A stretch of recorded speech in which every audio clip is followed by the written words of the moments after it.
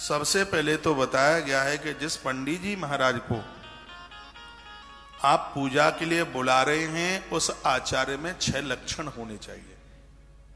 पूजा कराने का विधान, ब्रह्मत्व ब्राह्मणत्व करने का जो विधान, पांडित कर्म करने का विधान उसी ब्राह्मण को है, उसी को ही आचार्य कहते हैं, जिसके अंदर ये 6 बातें हों, 6 चीजें हों।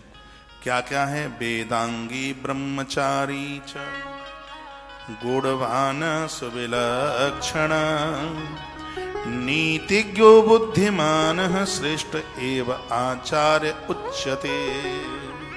ये 6 गुण आचार्य में होने चाहिए।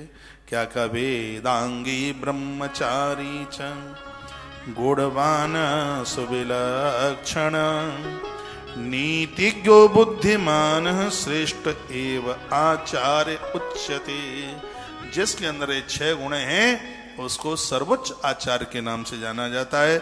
सबसे पहला गुण है उसके अंदर वो वेद का जानकार हो, उससे शुद्ध वेद के मंत्र आते हों, ये उसमें पहला गुण हो। दूसरा वह है जितेंद्रिय हो, इंद्रियां उनके अपने बस में हो, कुकर्मी न हो, दुराचारी न हो, उसका विवाह किसी स्त्री को भगा करके लाया हो, वो पूजा में बिल्कुल निषेध है, बिल्कुल निष्फल है, वह पूजा के आसपास भी नहीं होना चाहिए।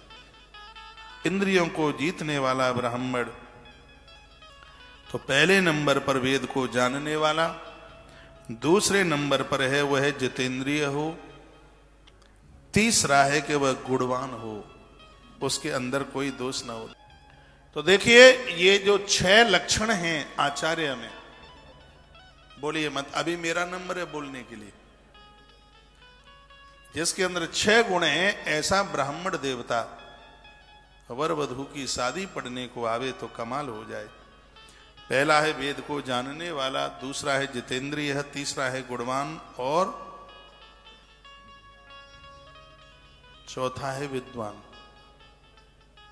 मंत्रों को पढ़ करके उसका अर्थ भी जानता हो, विद्वान। और 5वां है नीतिवान, नीति भी तो उससे आनी चाहिए, क्रिया भी उससे आनी चाहिए। और 6वां है सत्यवादी। ये जिसके अंदर ये 6 चीजें हैं उसे ही आचार्य कहते हैं। नीतिज्ञो बुद्धिमान श्रेष्ठ एव आचार्य उच्यते। जिस ब्राह्मण में ये 6 चीजें हैं वह परम आचार्य है। वेदांगी ब्रह्मचारी च गुणवान सुविलक्षण नीतिज्ञो बुद्धिमान श्रेष्ठ आचार्य उच्यते। उसको श्रेष्ठ पंडित, उसको श्रेष्ठ विद्वान कहा गया, श्रेष्ठ आचार्य उसे कहा गया।